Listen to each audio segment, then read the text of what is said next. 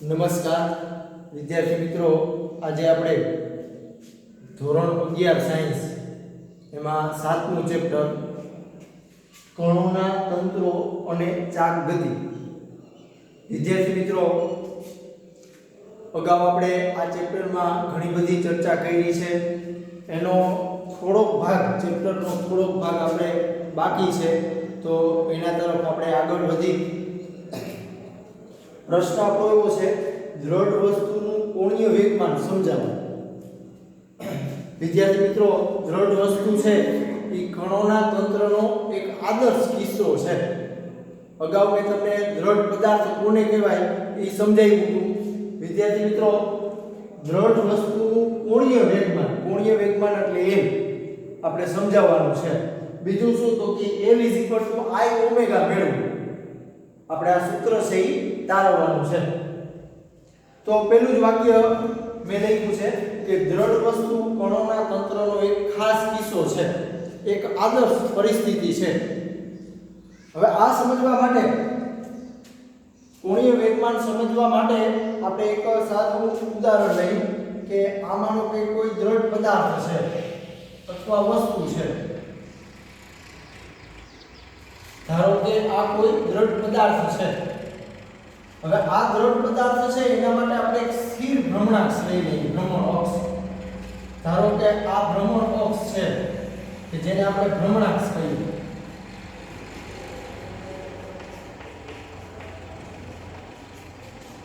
સ્થિર ભ્રમણાંક. હવે આ દ્રઢ પદાર્થ છે તો એ ઘણા બધા કણોનો બનેલો હોય છે. એટલે આપણે સમજવા માટે અમુક કણ દર્શાવી કે માનો કે અહીંયા કોઈ 1 નંબરનો કણ છે, અહીંયા માનો કે કોઈ 2 નંબરનો કણ છે, અહીંયા માનો કે 3 નંબરનો કણ છે. એવી રીતે આગળ માનો કે અહીંયા n નંબરનો કણ છે. આ 1 નંબરનો કણ, આ 2 નંબરનો કણ, આ 3 નંબરનો કણ અને આ n નંબરનો કણ. વિદ્યાર્થી મિત્રો, સમજવા માટે મેં અહીંયા અમુક કણ દર્શાવ્યા છે. વાસ્તવમાં દ્રઢ પદાર્થની અંદર ઘણા બધા કણો હશે. હવે આપણો દ્રઢ પદાર્થ ચાક ગતિ કરે તો એની અંદરના કણો છે એ પણ ચાક ગતિ કરે. જેવી રીતે હું તમને સમજાવું કે આમાંનો કે આપણો કોઈ દ્રઢ પદાર્થ છે. હવે એના માટે આપણે એક સ્થિર ભ્રમણાંક લઈ, ભ્રમણ અક્ષ આ મૂકી, આ રીતે આ મૂકી. સ્થિર ભ્રમણ અક્ષ આપણે આ રીતે એકદમ સીધી અને ઊભી લઈ તો આપણે વિચારી શકીએ કે આ દ્રઢ પદાર્થ જો આમ ચાક ગતિ કરે, દ્રઢ પદાર્થ, તો એની અંદરના કણો છે એ પણ ચાક ગતિ કરે. બરાબર? સમજવા માટે જોઈએ તો અહીંયા કોઈ કણ છે એ અમુક સમય થાય એટલે અહીંયા આવે છે. જો અહીંયા કણ હતો એ અમુક સમય થાય એટલે અહીંયા આવે છે. અહીંથી કણ છે એ પાછો અહીંયા જાય છે. આ રીતે આપણો કણ છે એ વર્તુળ બનાવશે. એટલે વિદ્યાર્થી મિત્રો, આ જે આપણો કણ છે આ રીતનું વર્તુળ બનાવશે.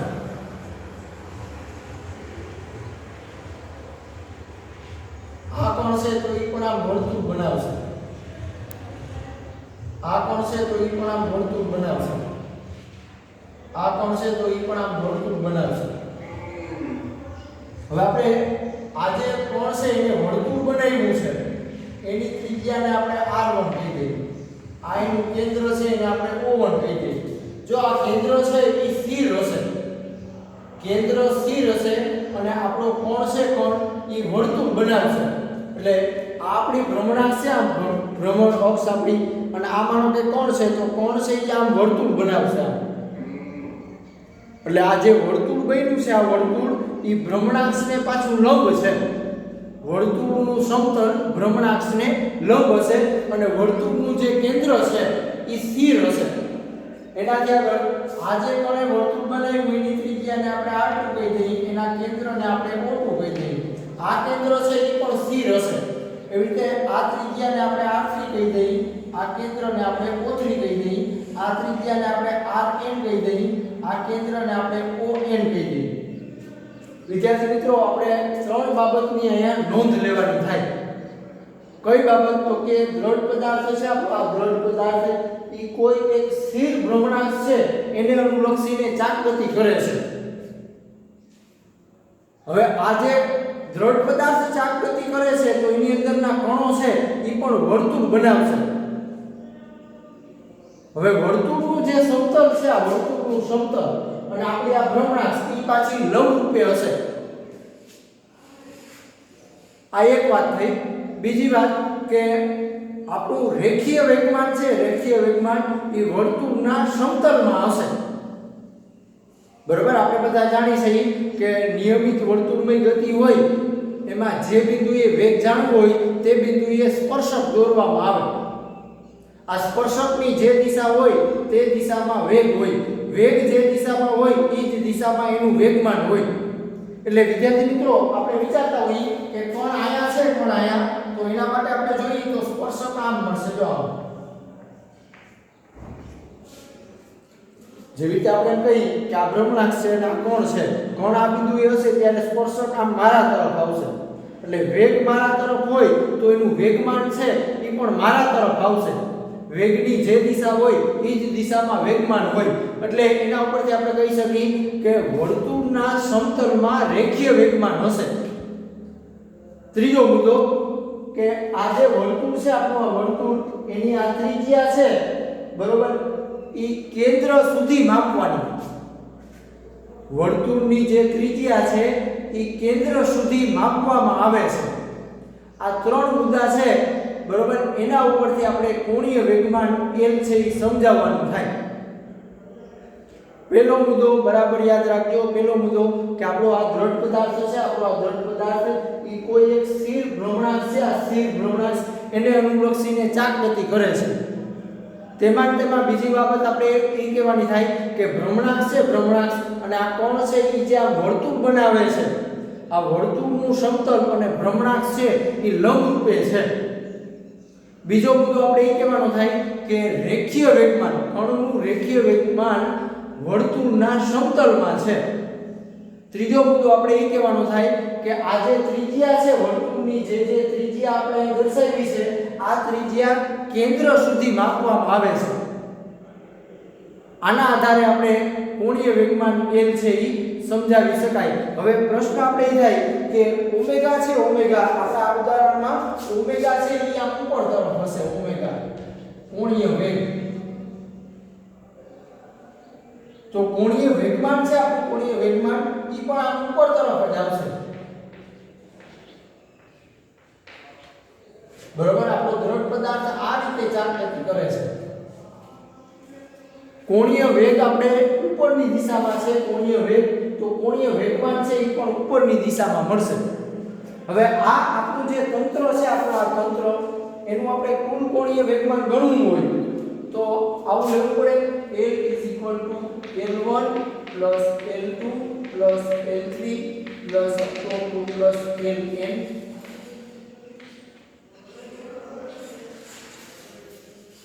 આખા તંત્રનો ઉપયોગ કે દ્રઢ પદાર્થનો ઉપયોગ કોણીય વેગમાન L શોધવું હોય તો દરેક કણ છે, દરેક કણ એના કોણીય વેગમાનનો આપણે સદિશ સરવાળો કરવો પડે. આ પહેલો કણ છે, પહેલો કણ, તો એના કોણીય વેગમાનને આપણે L1 કહીએ. બીજા કણના કોણીય વેગમાનને આપણે L2 કહીએ. ત્રીજા કણના કોણીય વેગમાનને આપણે L3 કહીએ. nમા કણના કોણીય વેગમાનને આપણે Ln કહીએ. તો આ બધા જે કોણીય વેગમાન છે, વ્યક્તિગત કોણીય વેગમાન, એ બધાનો આપણે સદિશ સરવાળો કરી તો પરિણામી કોણીય વેગમાન અથવા કુલ કોણીય વેગમાન આપણને મળે. એટલે આપણે આવું સૂત્ર લખી શકાય. એનાથી આગળ આપણે જાણી છીએ કે L r ક્રોસ p.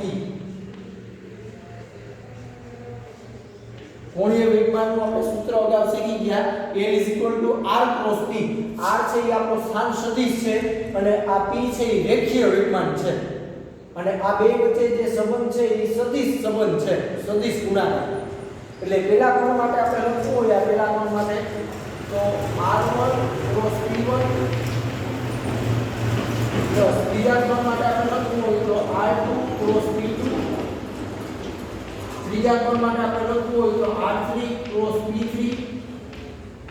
એવી રીતે આપણે n માં કોણ માટે લખવું હોય તો rn ક્રોસ pn આવું લખી શકાય.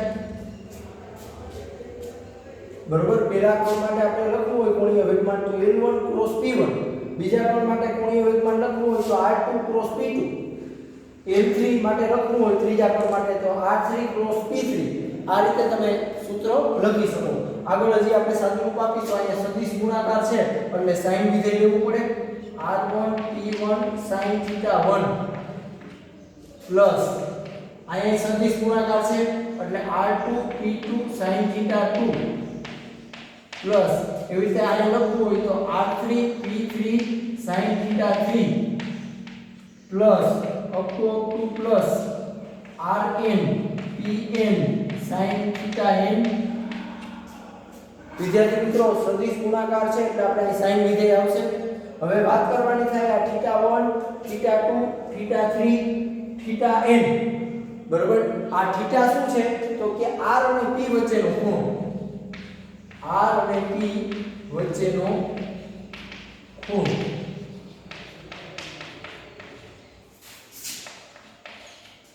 હવે તમે જોઈ શકો કે આપણો p છે p બરોબર. અહીંયા તમે જોઈ શકો કે p છે એ આ મારા તરફ છે અને સ્થાન સદિશ આમ છે. સ્થાન સદિશ આપણો આ દિશામાં છે અને p આમ મારા તરફ છે તો બે વચ્ચેનો ખૂણો છે એ π/2 હશે. એવી રીતે θ2 નો વિચાર કરશો તો એ પણ π/2 જ આવશે બરોબર. એટલે કે r અને p વચ્ચેનો ખૂણો તમે કોઈ પણ કોણ માટે જોશો તો એ π/2 આવશે એટલે કે 90 અંશનો જ હશે. એટલે આપણે લખી શકાય કે θ1 બરાબર θ2 બરાબર θ3 બરાબર √2 બરાબર θn બરાબર π/2 અથવા તમે 90 અંશ લખી શકો. એટલે આગળ આપણે સાદુરૂપ આપીએ તો r1 p1 sin π/2 plus r2 p2 sin π/2 plus r3 p3 sin π/2 plus up to plus rn pn sin π/2. વિદ્યાર્થી મિત્રો બરાબર સમજજો. રેખીય વેગમાન p એ વર્તુળના સમતલમાં છે બરાબર અને સ્થાન સદિશ આપણો એને હંમેશા લંબ જ હશે. તમે જોઈ શકો અહીંયા પણ જોશો તો p આમ મારા તરફ આવશે, આ તમારા તરફ આવશે અને આ આમ છે એટલે અહીંયા પણ ખૂણો π/2 જ હશે. એટલે કે આ બધા ખૂણા છે એ π/2 જ મળશે. હજી આપણે આગળ સાદુરૂપ આપીએ આનું તો r1 p1 sin π/2 એટલે આની કિંમત 1 થશે plus r2 p2 plus r3 p3 plus up to plus rn pn बराबर sin π/2 છે. અહીંયા પણ sin π/2 છે એટલે બધાની કિંમત 1 થાય. હજી આપણે સાદુરૂપ આપણે આપી તો આ p બરાબર પાછું સૂત્ર છે mv p mv. એટલે આગળ આપણે સાદુરૂપ આપીએ તો p1 બરાબર લખવું હોય આપણે p1 બરાબર તો m1 v1 લેવાનું થાય. એવી રીતે p2 બરાબર લખવું હોય તો m2 v2 લેવાનું થાય. એવી રીતે p3 બરાબર લખવું હોય તો m3 v3 લેવાનું થાય. એવી રીતે pn લખવું હોય આપણે તો mn vn લખવાનું થાય. આપણે જાણી છે કે p બરાબર mv.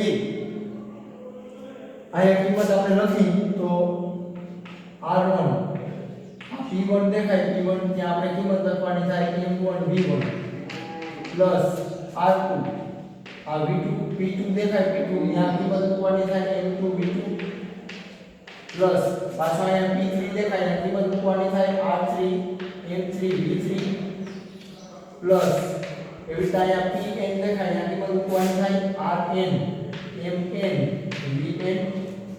હજી આપણે આગળ સાદુરૂપ આપીએ તો આપણી પાસે સૂત્ર છે v r ઓમેગા. રેખીય વેગ અને કોણીય વેગ વચ્ચેનો અદિશ સંબંધ. વિદ્યાર્થી મિત્રો આ સૂત્ર અગાઉ આપણે કાઢ્યું હતું એનો અહીં આપણે ઉપયોગ કરવાનો છે. v1 બરાબર લખવું હોય તો r1 ઓમેગા, v2 બરાબર લખવું હોય તો r2 ઓમેગા, v3 બરાબર લખવું હોય તો r3 ઓમેગા. એવી રીતે vn બરાબર લખવું હોય તો rn ઓમેગા. વિદ્યાર્થી મિત્રો આપણે એને સમજવાનું છે કે દરેકમાં ઓમેગા કેમ લીધો. તો આપણે જાણી છીએ કે એક કણ છે એક કણ એનો ભ્રમણનો દર જે હશે એટલો જ દર દરેક કણનો હશે બરાબર દ્રઢ પદાર્થનો કિસ્સો છે એટલે એક કણનો કોણીય વેગ જેટલો હશે એટલો જ દરેક કણનો હશે એટલે કે આપણા કોણીય વેગ છે એ દરેક કણના એક સમાન હશે એટલે અહીંયા બધે આપણે ખાલી ઓમેગા લઈએ છે બરાબર કોણીય વેગ એક સમાન હોય કોણીય વેગ એક સમાન હાલો આપણે આ જગ્યાએ કિંમત મૂકવાની થાય v1 દેખાય આ v2 દેખાય આ v3 દેખાય આ v10 દેખાય ને આપણે કિંમત મૂકવાની થાય r1 m1 આ v1 દેખાય ને કિંમત લખવાની થાય r1 omega plus r2 m2 આ v2 દેખાય ને કિંમત મૂકવાની થાય r2 ઓમેગા પ્લસ એવી રીતે અહીંયા v3 દેખાય ને કિંમત મૂકવાની થાય r3 m3 v3 દેખાય ને કિંમત મૂકવાની થાય r3 omega plus up to plus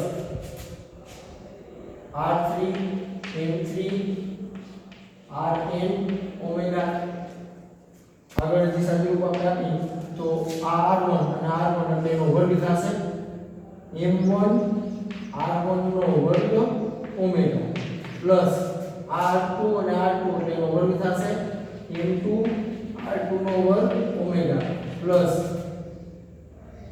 m3 r3 નો વર્ગ omega plus up to plus mn rn નો વર્ગ ઓમેગા થશે હવે વિદ્યાર્થી મિત્રો અહીંથી આપણે આગળ સાદું રૂપ આપવાનું થાય દરેક પદમાં જોશો તો ઓમેગા છે તો ઓમેગા આપણે સામાન્ય નીકળશે તો અહીંયા મળશે આપણે m1 r1 નો વર્ગ પ્લસ m2 r2 નો વર્ગ પ્લસ m3 r3 નો વર્ગ plus up to plus mn rn નો વર્ગ અને ઓમેગા વધશે ઓમેગા આપણું સામાન્ય છે હવે તમે જોઈ શકો કે આ જે આપણું પદ છે આપણું પદ આ આપણું જે આપણું પદ છે એ જડત્વની ચાક માત્રા છે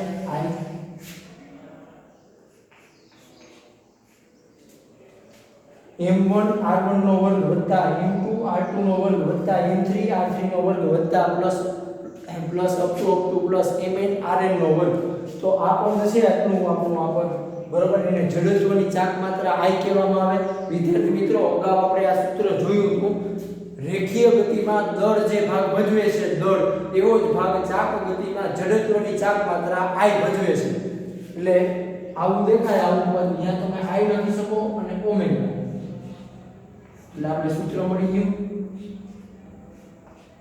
L is equal to I omega આ L છે એ પરિણામી કોણીય વેગમાં અથવા કુલ કોણીય વેગમાં આ I છે જડત્વની ચાક માત્રા છે અને અદિશ રાશિ છે કોણીય વેગ છે એ સદિશ રાશિ છે એટલે વિદ્યાર્થી મિત્રો આ રીતે તમે L is equal to I omega સૂત્ર છે તારવી શકાય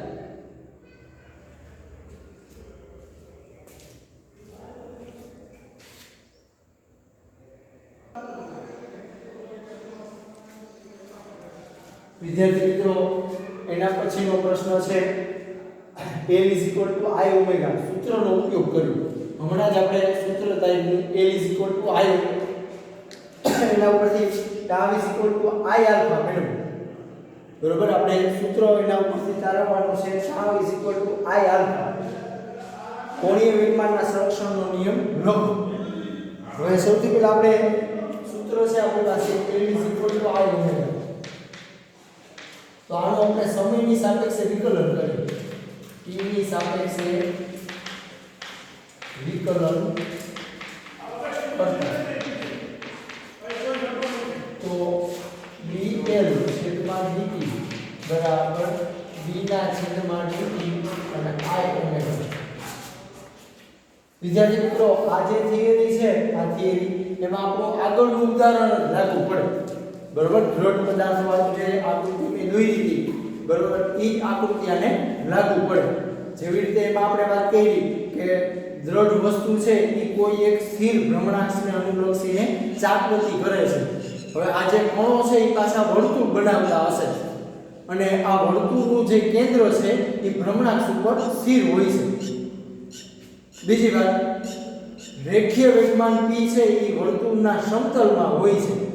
ત્રીજી વાત કે જે ત્રિજ્યા છે વર્તુળની જે ત્રિજ્યા એ કેન્દ્રથી માપવામાં આવે છે. તો કોણીય વેગ છે એ ભ્રમણાક્ષને સમાંતર હશે, કોણીય વેગમાન છે એ પણ ભ્રમણાક્ષને સમાંતર હશે.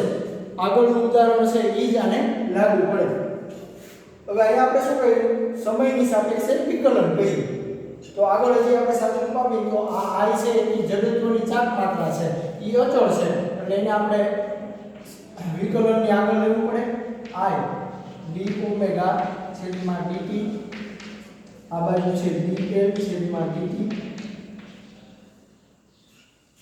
હવે વિદ્યાર્થી મિત્રો આપણે જાણીએ છીએ કે dl ના છેદમાં dt હોય, dl ના છેદમાં dt તો એને ટોર્ક કહેવામાં આવે, ટાઉ. એવી રીતે d ઓમેગા છેદમાં dt છે તો એને આલ્ફા કહેવામાં આવે, કોણીય પ્રવેગ આલ્ફા. વિદ્યાર્થી મિત્રો આપણે જાણીએ છીએ ચાક ગતિ માટે ન્યૂટનનો ગતિનો બીજો નિયમ. ચાક ગતિ માટે ન્યૂટનનો ગતિનો બીજો નિયમ dn છેદમાં dt બરાબર ટાઉ, d ઓમેગા છેદમાં dt બરાબર આલ્ફા. કોણીય વેગ છે, કોણીય વેગ એનું સમયની સાપેક્ષે વિકલન કરવામાં આવે તો કોણીય પ્રવેગ આલ્ફા મળે. હવે આ જે કિંમત છે આપણે અહીં લખી તો tau is equal to I alpha મળી જાય. વિદ્યાર્થી મિત્રો આપણે સેજ યાદ કરી, રેખીય ગતિ હોય, રેખીય ગતિ અને આ ચાક ગતિ. રેખીય ગતિમાં બળ જે ભાગ ભજવે છે બળ, એવો ભાગ ચાક ગતિમાં ટોર્ક ભજવે છે. રેખીય ગતિમાં બળ જે ભાગ ભજવે છે એવો ભાગ ચાક ગતિમાં ટોર્ક ભજવે છે. હવે ન્યૂટનનો ગતિનો બીજો નિયમ બરોબર આપણી પાસે આવો છે F બરાબર dp ના છેદમાં dt. વિદ્યાર્થી મિત્રો આ p છે એ રેખીય વેગમાન છે, રેખીય વેગમાન. રેખીય વેગમાનના ફેરફારના સમય દર બરાબર આ બાહ્ય બળ હોય છે. એવી રીતે આ બાજુ ચાક ગતિ માટે આપણે વાત કરવી હોય તો બળ હોય, બળ એને બદલે ટોર્ક આવશે. અને રેખીય વેગમાન છે, રેખીય વેગમાન એને બદલે કોણીય વેગમાન આવશે, dl છેદમાં dt. એવી રીતે આપણી પાસે ન્યૂટનનો ગતિનો બીજો નિયમ છે F બરાબર ma. એવી રીતે આ બાજુ આપણે ચાક ગતિ માટે વાત કરવી હોય તો બળ હોય, બળ એને બદલે ટોર્ક આવશે. દળ હોય, દળ એને બદલે જડત્વની ચાક માત્રા I આવે. રેખીય પ્રવેગ છે એને બદલે અહીંયા કોણીય પ્રવેગ આવશે આલ્ફા. આ બંને છે એ રેખીય ગતિ માટે ન્યૂટનનો ગતિનો બીજો નિયમ છે.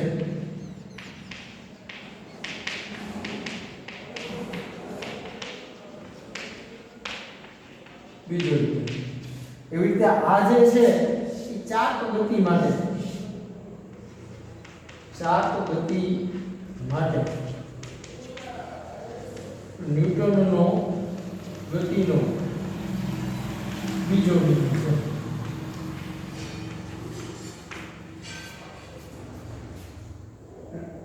રેખીય ગતિ માટે ન્યૂટનનો ગતિનો બીજો નિયમ છે આ. એ રીતે ચાક ગતિ માટે આ ન્યૂટનનો ગતિનો બીજો નિયમ છે. એટલે આ રીતે વિદ્યાર્થી મિત્રો તમે આ સૂત્ર તારવી શકો. હવે આગળ આપણો પ્રશ્ન છે કોણીય વેગમાનના સંરક્ષણનો નિયમ લખો. કોણીય વેગમાન તો એના માટે આપણે વાત કરવી હોય તો અહીંથી આપણે વિચારવાનું થાય ન્યૂટનનો ગતિનો બીજો નિયમ. ચાક ગતિ માટે ન્યૂટનનો ગતિનો બીજો નિયમ શું છે તો કે tau is equal to dl છેદમાં dt. હવે આ જે tau છે એ આપણું બાહ્ય ટોર્ક કહેવાય, બાહ્ય torque. tau is equal to જો 0 હોય, જો બાહ્ય ટોર્ક તંત્ર ઉપર લાગતું બાહ્ય ટોર્ક શૂન્ય હોય એટલે કે આપણે અહીં શૂન્ય લેવું પડે તો dl ના છેદમાં dt વાયથી આપણે વિચારી શકાય કે કોઈ પણ રાશિ હોય કોઈ પણ રાશિ એનું વિકલન શૂન્ય ક્યારે થાય તો કે રાશિ કેવી રહેતી હોય અચળ રહેતી હોય તો જ રાશિનું વિકલન શૂન્ય થાય એટલે કે આના ઉપરથી તમે એવું કહી શકો કે જો તંત્ર પર લાગતું બાહ્ય ટોર્ક શૂન્ય હોય જો તંત્ર પર લાગતું બાહ્ય ટોર્ક શૂન્ય હોય તો એ તંત્રનું પરિણામી અથવા કુલ કોણીય વેગમાન અચળ રહે છે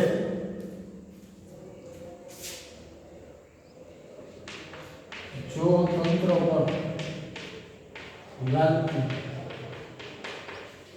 બાહ્ય ટોર્ક શૂન્ય હોય તો તે તંત્રનું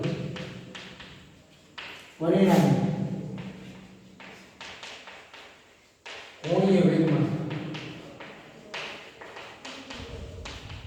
અચળ રહે છે આ કોણીય વેગમાનના સંરક્ષણનો નિયમ છે વિદ્યાર્થી મિત્રો અગાઉ આપણે રેખીય વેગમાનના સંરક્ષણનો નિયમ શીખી ગયા જો યાદ ન હોય તો હું યાદ અપાવું છું રેખીય વેગમાન ના સંરક્ષણનો નિયમ